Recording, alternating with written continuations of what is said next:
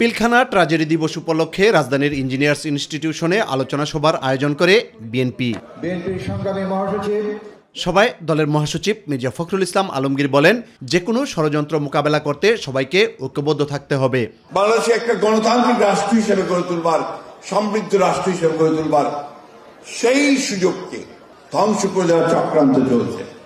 শেখ হাসিনা আশ্রয় নিয়েছেন সেই দিল্লিতে, সেখান থেকে তিনি চক্রান্ত করছেন, পরিকল্পনা করছেন যে কি করে এই গণ অভ্যুত্থানের এই বিজয়ের সমস্ত ফলাফলকে নস্যাৎ করে দেওয়া যায়, একটা অস্থিতিশীল অবস্থা সৃষ্টি করা যায়। তারই চক্রান্ত আমরা দেখছি, একটা অস্থির অবস্থা সৃষ্টি করা হচ্ছে। গাজীপুরে বিএনপি আয়োজিত সমাবেশে দলের স্থায়ী কমিটির সদস্য গয়েশ্বর চন্দ্র রায় বলেন, ডিসেম্বরে নির্বাচন হবে কিনা এ নিয়ে সংশয় রয়েছে। বললেন যে সরকার একটু ইতিবাচক কথা বলছে, ডিসেম্বরের মধ্যে নির্বাচন কথা বলছে, এটা কতটুকু সত্য আমি জানি না।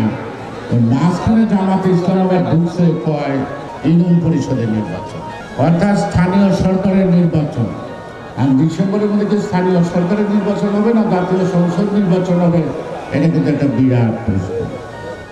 নারায়ণগঞ্জে বিএনপি আয়োজিত সমাবেশে দলের স্থায়ী কমিটির সদস্য মির্জা আব্বাস বলেন, নির্বাচন নিয়ে নানামুখী ষড়যন্ত্র চলছে।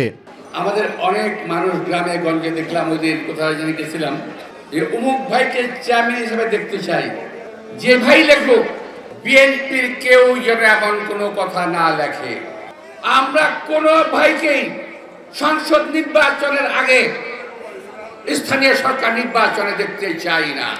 স্থানীয় সরকার নির্বাচনটা হয়ে গেলে তাদের অনেক সুবিধা হয়, কারণ গ্রামে গঞ্জে পা ফেলার জায়গা নাই, গ্রামে গঞ্জে অনেকের পায়ের তলায় মাটি নাই, তারা এই সরকার নির্বাচন করে পায়ের তলায় মাটি তৈরি করতে যাচ্ছেন। ঘোড়ার আগে গাড়ি জুড়তে হয় না। কেন্দ্রীয় কর্মসূচির অংশ হিসেবে দীর্ঘদিন পর নারায়ণগঞ্জে সমাবেশ করল বিএনপি। এই সমাবেশ থেকে নারায়ণগঞ্জ জেলার সন্ত্রাস ও চাঁদাবাজি দূর করে দ্রব্যমূল্য নিয়ন্ত্রণে কাজ করার জন্য অন্তর্বর্তী সরকারকে আহ্বান জানিয়েছেন বক্তারা। ইউসুফ আলী, মাই টিভি, নারায়ণগঞ্জ।